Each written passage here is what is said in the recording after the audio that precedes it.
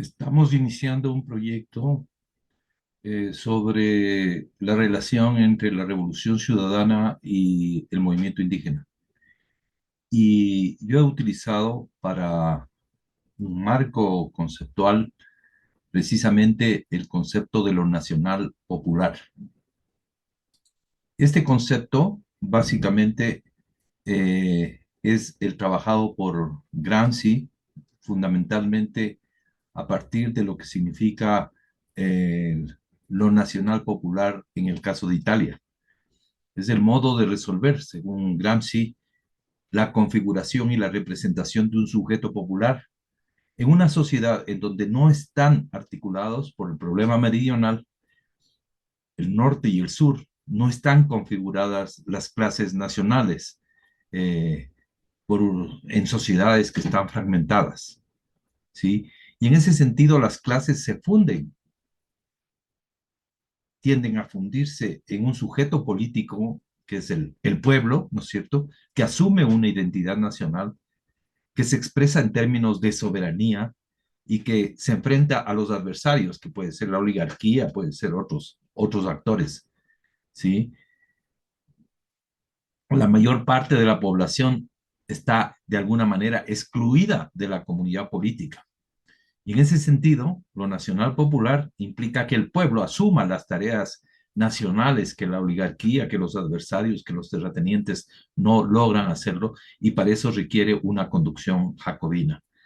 Por lo tanto, estamos hablando fundamentalmente de un concepto complejo donde hay una sociedad que podríamos decir en términos de Zabaleta abigarrada, un pueblo que se constituye en sujeto, una dirección jacobina con una visión de soberanía nacional y soberanía popular en relación con el Estado. Es un concepto que utiliza Gramsci fundamentalmente inspirado en lo que significa Maquiavelo, ¿no?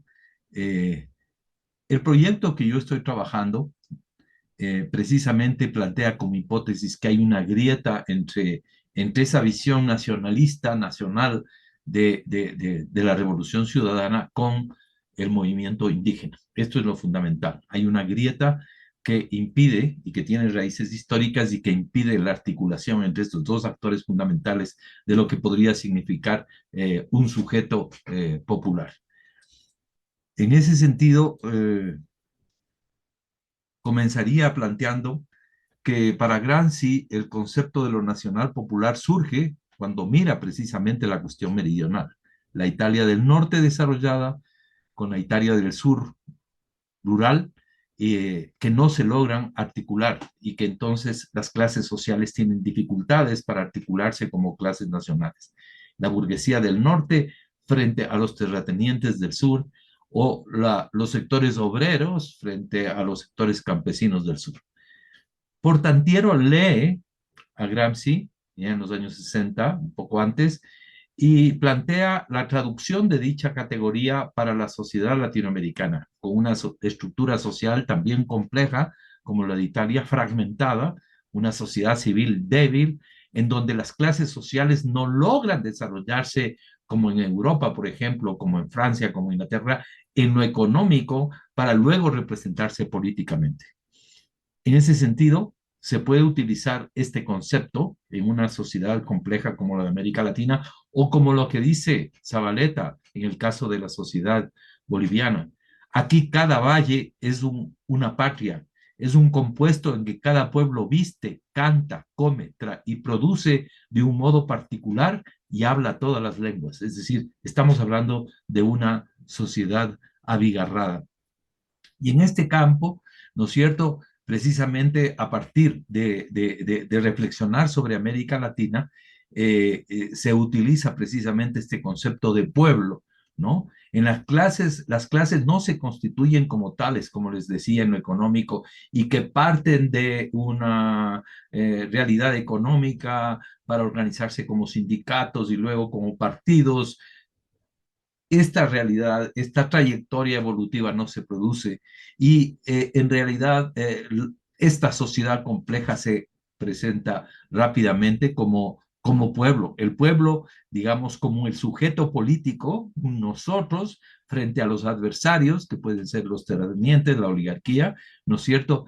Eh, y que la CLOU lo señala como la constitución de un sujeto a partir de precisamente la equivalencia de sus demandas. Cada una de los actores tienen sus demandas y van articulándose, van estableciendo un enlace entre ellas, estableciendo además un antagonismo contra los adversarios. De esa manera se desarrolla, digamos, lo que podría significar una propuesta articulada de sujetos plurales en el caso de el sujeto popular. Es importante en ese sentido tomar en cuenta que la constitución del pueblo implica recoger los elementos variados de la cultura popular, arraigados en los sectores subalternos, con cosmovisiones, símbolos, organizaciones, ¿no es cierto?, a través de las cuales se va constituyendo una tradición popular y nacional. Por otro lado, tenemos la idea de la dirección política. En el caso de Gramsci, la dirección política está inspirada en la figura de Maquiavelo y está inspirada en la dirección jacobina de los movimientos radicales que se dieron en Europa, ¿no? ¿Quién lleva adelante la dirección política y cultural del proceso? ¿No es cierto? Son precisamente los jacobinos. Y entonces él critica a los intelectuales que están de espaldas a los sectores populares. Es importante que los intelectuales trabajen sobre ese sentido común de los sectores populares para precisamente ir desarrollando y construyendo un sentido crítico, ¿no es cierto?, desde la cultura y el sentido común popular. Ninguna acción de masas plantea es posible si la propia masa no asume, no está convencida de los fines que quiere alcanzar. Y en ese sentido, la dirección jacobina es muy importante porque precisamente es la que permite cuestionar el sentido común, esos conocimientos que están fosilizados, que están de alguna manera, que forman un rompecabezas que permite precisamente la dirección jacobina proyectarla, ¿no es cierto?, en la constitución de una reforma cultural y moral que permita articular un proyecto político. Pisorno subraya el concepto de hegemonía como la capacidad para unificar la voluntad disgregada de las clases populares, es decir, para impulsar una reforma intelectual y moral. Otro elemento que es importante, aparte de los mencionados, que tienen que ver con la constitución de una sociedad compleja, de lo que significa la constitución del pueblo como sujeto político y lo que significa la dirección jacobina, es la que señala Julio Aybar, que propone entender lo nacional popular como un síntoma y como una puesta en acto de la llamada cuestión nacional. Es decir, una de las dimensiones fundamentales de la constitución del sujeto es precisamente el nacionalismo. El nacionalismo, por un lado, en términos de una nostalgia de una comunidad que ha sido quebrantada por la desigualdad, por la exclusión que habíamos mencionado anteriormente, por la falta de integración nacional. Y surge ahí personas que, como planteaba también Anderson, se reconocen mutuamente como parte de una comunidad política. Pero ¿qué hacemos, no es cierto?, frente a una sociedad fragmentada? Es la necesidad de constituir una sociedad que reconozca a todos, ¿no es cierto? Por la falta precisamente de integración nacional, el sujeto popular apunta a resolver dicha problemática afirmando la soberanía nacional. Si quisiéramos nosotros mencionar el ejemplo de la Revolución Ciudadana, podríamos señalar el hecho de que en el año 2000 hay un proceso de irrupción, de éxodo de la población ecuatoriana hacia fuera del país. Y esto produce un desgarro muy profundo que está producido básicamente por las reformas neoliberales, por la dolarización, por el feriado bancario, ¿no es cierto? Es un trauma muy profundo que trata de ser, digamos así, suturado por parte de la Revolución Ciudadana y de la Constituyente para integrar nuevamente la comunidad nacional, ¿no es cierto? Es decir, los líderes políticos tienen que lograr, ¿no es cierto?, establecer un diagnóstico de ese trauma, ubicar claramente la responsabilidad que tuvieron en las élites y ubicar claramente un curso de acción, ¿no es cierto?, una situación, ¿no es cierto?, eh, que permita resolver ese problema a partir precisamente de la integración nacional. La patria vuelve, esta es un poco la idea, ¿no? Es a partir de la idea de nación, ¿no es cierto?, que se puede precisamente denunciar, ¿no es cierto?, la exclusión, denunciar la desigualdad y lograr, digamos, reconstituir un espíritu unificado, una comunidad nacional importante. El otro elemento que está también señalado en el concepto de Gramsci tiene que ver con el Estado. Es decir, la centralidad del Estado es clave para la conformación de lo popular, ¿no? Esto lo dice no solamente Gramsci, en América Latina, Zabaleta, Garretón, Welford, Portantiero, Aybar, señalan la importancia, ¿no es cierto?, del Estado, porque el Estado ha sido conducido por las élites y ha llevado a la exclusión de los sectores subalternos. Se trata, por lo tanto, de confrontar este Estado, de cuestionar este Estado, de impugnar este Estado, de destituir finalmente a esas élites que han estado en el comando del Estado con movimientos populares y nacionales, ¿no es cierto?, fundados en la participación activa de las masas, en el poder de las masas movilizadas en la política. En ese sentido, el horizonte es precisamente modificar el Estado, que el Estado desarrolle políticas, que el Estado desarrolle una soberanía nacional, que el Estado implique una democratización y un reconocimiento de derechos, ¿no es cierto? Que no solamente se pueden resolver a través de un movimiento político. Es importante, digamos, incorporarse en el Estado y transformar el Estado, ¿no es cierto?, con una correlación de fuerzas que permita precisamente llevar adelante otro tipo de políticas, ¿no es cierto?, que permitan precisamente la igualdad, la inclusión social, la democracia, ¿no? Esto es muy importante, una idea de democracia que está sustentada precisamente en la soberanía popular. Este concepto, ¿no es cierto?, de lo nacional popular que integra, por lo tanto, la idea de una sociedad compleja que se va articulando a través de un sujeto político llamado el pueblo, que tiene unos adversarios, que tiene una dirección política que permite y que facilita y que lidera este proceso y que está sustentado en la soberanía popular y en la soberanía nacional, es el concepto que yo estoy trabajando precisamente en mi investigación sobre la Revolución Ciudadana y el movimiento indígena. Eh, Quisiera en ese sentido, digamos, señalar brevemente algunos elementos del debate en el cual yo estoy, digamos, moviéndome, ¿no? Fundamentalmente en lo que tiene que ver con un debate con los conceptos del populismo, un debate con los conceptos que plantean que América Latina en el periodo progresista ha llevado adelante un proceso de revolución pasiva, ¿sí? Eh, y también el tema de la plurinacionalidad. Esos son tres debates que me parece que son importantes. Es decir, eh, no utilizo el concepto de populismo, fundamentalmente no lo utilizo porque a mí me parece que es un concepto atrapa todo, que en definitiva integra procesos tan diferentes como el de Velasco Ibarra o el de Correa o el de Menem en Argentina o el de Fujimori. O sea, me parece que el concepto de populismo es demasiado elástico, es un concepto atrapa todo que no me permite, digamos, comprender lo que ha sido los procesos progresistas latinoamericanos y en particular el proceso ecuatoriano, ¿no es cierto?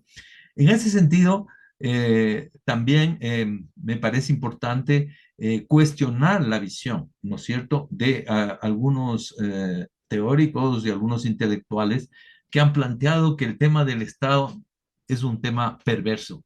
Es decir, para algunos autores, ¿no es cierto?, el Estado termina siendo una especie de dispositivo que desarticula a los movimientos sociales. Yo en ese sentido quisiera recoger también el punto de vista de Gramsci en el sentido de que es importante que en cada país se analice la situación concreta y el proceso concreto, qué es lo que estaba pasando antes con los movimientos populares, cómo se constituyeron, cómo lograron, ¿no es cierto?, llegar al Estado, cómo lograron, digamos, constituir un gobierno de carácter progresista, etcétera, ¿no? Entonces, a mí me parece importante no tener una visión, digamos, antiestatal, ¿no es cierto?, que rechace cualquier tipo de relación con el Estado, una posición casi anarquista, una posición autonomista en la cual el Estado termina siendo una cosa perversa.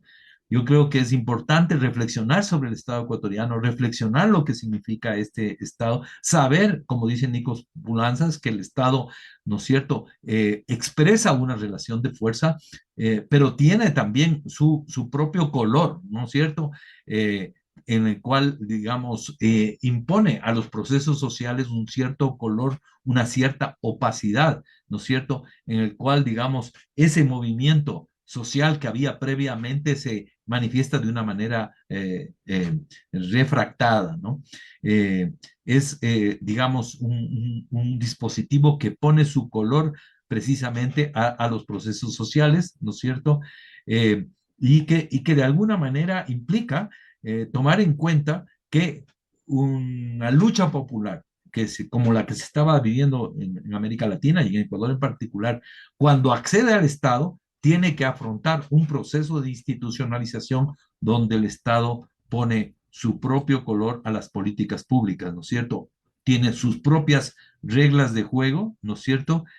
Y en este sentido, habría que ver exactamente, como les menciono, cuál fue el proceso previo y cómo se fue constituyendo las fuerzas y cómo fueron expresándose esas fuerzas en ese estado. Además, tomando en cuenta que los procesos progresistas tampoco se tomaron el Estado completamente. O sea, llegaron al gobierno, pero muchos de los elementos del Estado, como las Fuerzas Armadas, como el sistema judicial, etcétera, estaban ahí. Y el proceso progresista tuvo que, de alguna manera, bregar con eso. El segundo elemento que me parece importante es la visión, criticar y cuestionar y debatir con la posición que Modonesi plantea, por ejemplo, sobre la revolución pasiva, ¿no? Para Modonesi, Máximo Modonesi, un intelectual italiano-mexicano, considera que este concepto de revolución pasiva planteado por Gramsci en los años 30, que tiene que ver muchísimo con todo el proceso de derrota de la revolución, digamos, de la revolución consejista que tuvo que ver con la derrota de la revolución alemana, italiana, en toda Europa, y que se impuso precisamente por las élites, ¿no es cierto?, que querían disciplinar y pasivizar a esas fuerzas populares, obreras que estaban a la ofensiva. Ese concepto de revolución pasiva no me parece que se puede utilizar. No se puede utilizar para los procesos populistas de los años 30, pero tampoco para los procesos progresistas de este siglo. Eh, a mí me parece que es más interesante la visión de Gerardo Aboy, que dice que precisamente en estos procesos se daba una tensión entre, digamos, participación por abajo y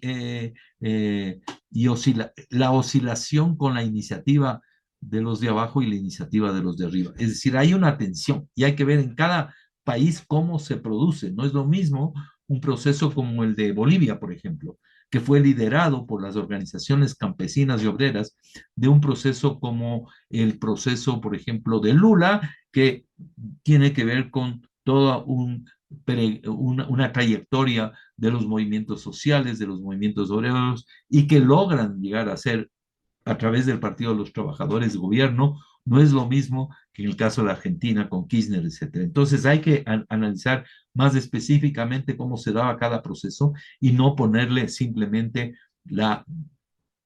el esquema de revolución pasiva, ¿no? Eh, y reconocer, como por ejemplo Juan Carlos Torre hace sobre el peronismo, es decir, el peronismo fue un movimiento obrero de activación desde abajo, ¿no es cierto? Y que fue obviamente, ¿no es cierto?, canalizado por la presencia de Perón, que era el ministro, pero que no tuvo, digamos, base social en la burguesía y que tuvo que vincularse con la base social obrera. Este es un proceso complejo, obviamente, pero cada proceso es un proceso diferente, ¿no es cierto? Y que hay que ver exactamente cómo se produce el progresismo acá y cómo se vincula con, en este caso, con el movimiento indígena, que es el que yo voy a analizar, esa relación. Y el otro elemento tiene que ver con la plurinacionalidad. En este caso, estamos hablando de una realidad étnica, una realidad plurinacional, que no es exactamente, y este es un límite del concepto de Gramsci, eh, apropiable, si quiere, por un concepto de lo nacional popular. Hay que ver eso. Es decir, hay que ver los límites de ese concepto para entender lo que significa esta complejidad. De hecho, digamos, en el caso de Bolivia, por ejemplo, García Linera lo utiliza y dice que de alguna manera el proceso nacional popular que se había dado, el proceso nacionalista que se había dado ya en los años 50, se conjuga con el proceso obrero y con el proceso campesino indígena que se da en el 2000. Entonces, se puede problematizar desde un concepto de nacional popular una realidad plurinacional como la Bolivia.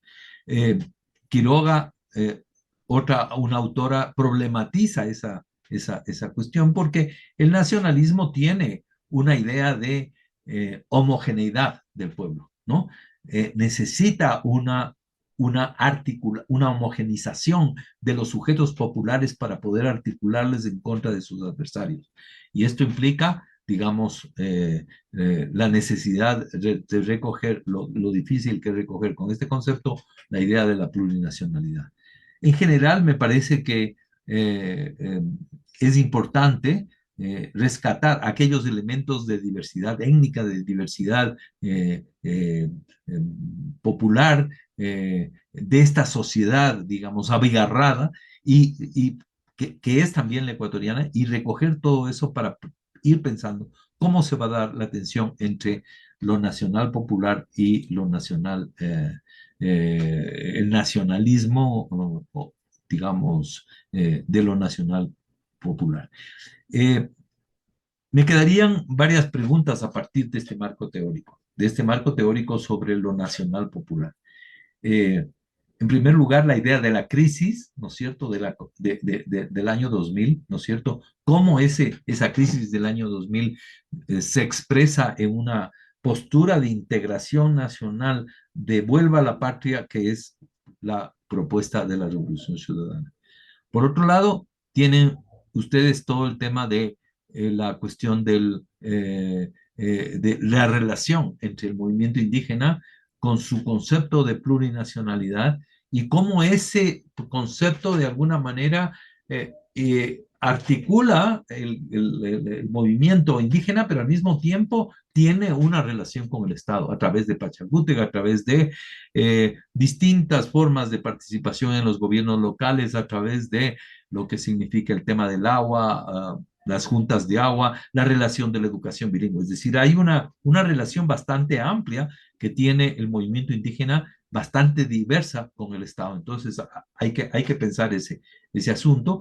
Hay que pensar también qué significa el nacionalismo de la Revolución Ciudadana, porque, digamos, la idea de un Estado que construye su infraestructura, por ejemplo, es una idea de integración nacional o la idea que implica que regresen y retornen los migrantes al país porque ya tenemos patria. Las ideas que se discuten en la constituyente precisamente sobre el tema del territorio indígena, sobre el tema de la plurinacionalidad. Esto es importante clarificar cuál es el carácter de la propuesta de la revolución ciudadana desde el punto de vista del nacionalismo y desde el punto de vista de la plurinacionalidad. Eh, Hay otros elementos, ¿no es cierto?, que tienen que ver con, por ejemplo, el proceso transitorio de hegemonía que logra la Revolución Ciudadana, donde los primeros 8 años prácticamente, hasta que viene el declive hegemónico a partir precisamente del año 2014 con las banderas negras, y entonces hay que ver cómo se constituye precisamente este proyecto de parte de la Revolución Ciudadana. Hay varios temas que están en el tintero y que precisamente van a ser parte de este proyecto de investigación para el cual voy a utilizar precisamente este concepto de lo nacional popular de Gramsci. Muchas gracias.